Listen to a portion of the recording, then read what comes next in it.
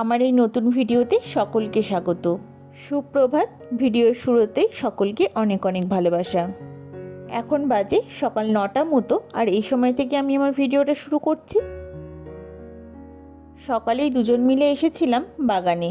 এখানে কিছু কালমেঘ পাতা তুলে বেটে বড়ি করা হবে। প্রত্যেক বছর বর্ষাকালে আমাদের বাগান পুরো ভরে থাকে এই কালমেঘ গাছে, আর ও ঠিক সময় করে এই পাতা অনেক তুলে একসাথে বেটে বড়ি করে রাখে বাড়ির সকলের জন্য। আর আজকে এই পিতলের ফুলদানিটা আর এই ফুলের সাজিটা মাজতে বসেছি তেঁতুল দিয়ে। এটা একটু ভালো করে পরিষ্কার করব। এই ফ্লাওয়ার ভাসটার ওপরে আমার একটু বেশিই মায়া, কারণ আমার বাপি রিটায়ার করার সময় এটা উপহার হিসাবে পেয়েছিলেন। এগুলো দুটো আছে, একটা আমার পড়ার টেবিলে থাকতো, সেটাই আমি নিয়ে এসেছি, আর একটা ওই বাড়িতে রয়েছে। এটা আগে দরকার ছিল খাবারের আগে। তাহলে খাবার তুমি খাবো, হ্যাঁ? বুঝতে পারলে? তোমরা যে বলছো না গা গোলাচ্ছে, সব কৃমির জন্য হয় বর্ষাকালে। আজকে খাও কাঁচা? না, এটা আবার বড়ি কিন্তু শুকিয়ে গেলে উপকার নেই। কালকে জাস্ট পাকানো যাবে একটুখানি গোল গোল করে, গলার মধ্যে না ভালো। একবার যদি ভেঙে যায় মুখে গিয়ে তো তো আমি যখনই খাবো আমার ইনস্ট্যান্ট কাজ হয়ে পুরো একদম। ওই জন্য তো আগ্রহ। না, এটা খুব ভালো জিনিস, বুঝি না আলাদা করে। লিভারের পক্ষে খুব ভালো। সে তো তিতো মানে লিভারের পক্ষে ভালো।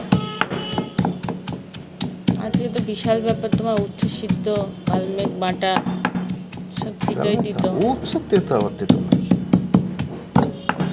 আসলে কিছুদিন ধরেও আমাকে বলছে টিফিনে খাবার পর গা ঘোলাচ্ছে, তো আমারও সেম প্রবলেমই হচ্ছে। আর এ তো আমরা সকলেই জানি যে কালমেঘ পাতার কত বেনিফিটস রয়েছে, বিশেষ করে কৃমির জন্য।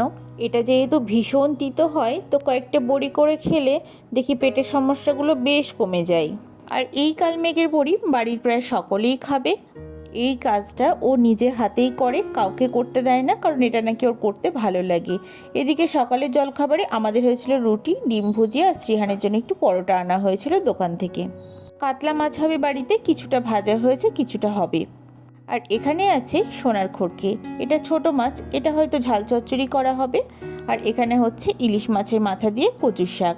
আগের দিন যে ইলিশ মাছটা আনা হয়েছিল সেই মাথাটাই রেখে দেওয়া ছিল ফ্রিজে, সেই ভাবনা চিন্তা থেকে বাবা কচুর শাক নিয়ে এসেছেন। এটা আমিই বানিয়েছিলাম।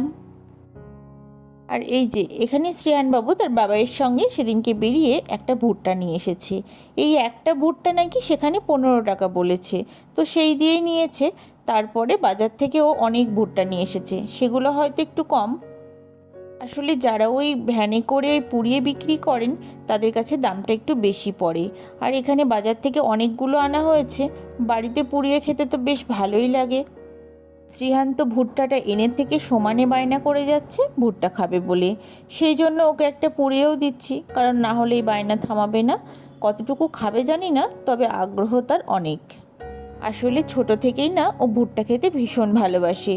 যখন 5 মাস বয়স তখন একটা ভুট্টা কিনে আনা হয়েছিল, আর ও খেতে খেতে মুখে টুকে লাগিয়ে এমন কাণ্ড করেছে, দাঁড়ান ভিডিওটা অ্যাটাচ করে দিয়ে এখানে। এই যে আসলে লেবু মাখানো আছে, তো লেবুর টেস্টটা ভীষণ পছন্দ করে। আর তখন তো শুধু দুধ আর ওই চাল ডালের খিচুড়িটাই খেত, আর এটা একটু অন্যরকম স্বাদ পেয়েছে। যাই হোক, এবার দুপুরে খাওয়া দাওয়াটা সেরে নিই। এখানে আজকে রান্না হয়েছে অনেক কিছু। আলু বরবটি ভাজা, তারপরে ছিল থোড় ভাজা, ইলিশ মাছের মাথা দিয়ে কচুর শাক, আমি নিয়েছি কাতলা মাছ, এটা কচু দিয়ে আলু দিয়ে রান্না করা হয়েছিল। চুনো মাছও ছিল, কিন্তু এত কিছু আর খেতে পারবো না, তাই এইটুকুই নিয়েছি।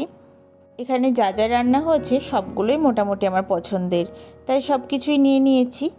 শ্রীহানকে খাওয়াতে খাওয়াতে 2:30 বেজে গেছে। ওই সময়ে বাড়ির সকলের খাওয়া হয়ে যায়, আমার আর টেবিলে একা খেতে ইচ্ছা করছিল না, তাই খাবারটা ঘরে নিয়ে চলে আসলাম। এই যে 1 ঘন্টা ধরে ভাত নিয়ে বসে থাকার পর সে তো খেলোই না। এখন আর কি করব, অগত্যা একটা পেয়ারা কেটে দিলাম, যেটা ও পছন্দ করে, যদি একটু পেটটা ভরে, তো সেই পেয়ারাটাই খাওয়াচ্ছিলাম। কালকে ওর সাথে বেরিয়ে আইসক্রিম কিনে এনেছিল, তো রাতে আর দিইনি, এখন দিলাম। আর বিকেলবেলাতে আমার একটু মিষ্টি মিষ্টি কিছু খেতে ইচ্ছা করছিল, তো কালকে মা তালের বড়া পাঠিয়েছিল ওকে দিয়ে। সেই তালের বড়াগুলোই খাচ্ছিলাম। আর তালের বড়া না আমার ভীষণ প্রিয়। যদিও এখনও তালের সেই সিজনটা আসেনি, মানে পাকার সময় হয়নি, এগুলো জানি না কিভাবে পাকায়, তবে গাছ পাকা তালগুলো একটা দারুণ সেন্ট বের হয়। আর আমার মা তো গোপালকে ভোগ দিয়েছে, সেই প্রসাদটাও দিয়েছিল। আর কিছুদিন পর এই তালের লুচি, রুটি, বড়া, তাল পিঠে, সুজি সব কিছুই মা করতে থাকে দেখি। আজকে রাতে হচ্ছিল রুটি আর ঘুগনি। কেন মজা ছিল না? ওখানে ইয়ে কি ভাজা ছিল, কোনখানে? ওইখানে কুকার মেজে নিলাম। কালারটা ভালো এসছে ঘুগনির। আগের দিন গলে গেছিল জানো তুমি মটর। তুমি ওই যে বললা সিদ্ধ হয়নি, আবার সিদ্ধ করলাম। পিসি এখানে রুটি করছে, আমি এসেছিলাম শ্রীহানের দুধটা নিতে। তো দেখছি একসাথে 3-4টে করে রুটি বানাচ্ছে। তো আমি বলছি আজকে তোমার থেকে এইভাবে রুটি বানানো শিখবো। আমি একটু বেরিয়েছিলাম, তো ভীষণ গরম, ঘেমে গেছি। আসলে কালকে বৃহস্পতিবার, ফুল মিষ্টি আনতে গেছিলাম আর কয়েকটা জিনিসপত্র। রাতের খাওয়া দাওয়াটা সেরে নিই। এই ভিডিওটা আর বড় করছি না, আবার আসছি নতুন কোনো ভিডিও নিয়ে। যদি ভিডিওটা ভালো লাগে অবশ্যই একটা লাইক করবেন।